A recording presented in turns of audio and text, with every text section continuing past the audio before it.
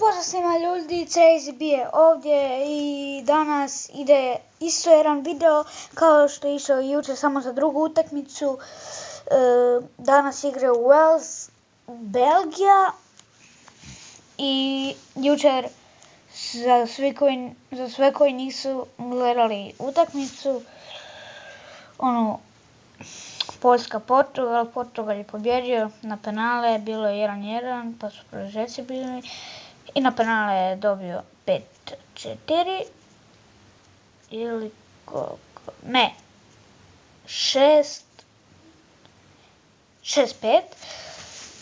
i danas ide video kako ja mislim da će biti današnja utakmica. Znači Wales će pobijediti 2-1.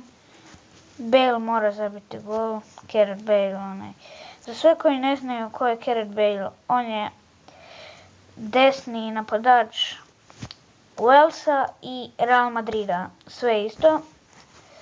I to je to ljudi za ovaj video, nadam se da ste uživali, ako vam se sviđa video ostavite like, subscribe se na naš kanal i to je to. Veliki pozdrav!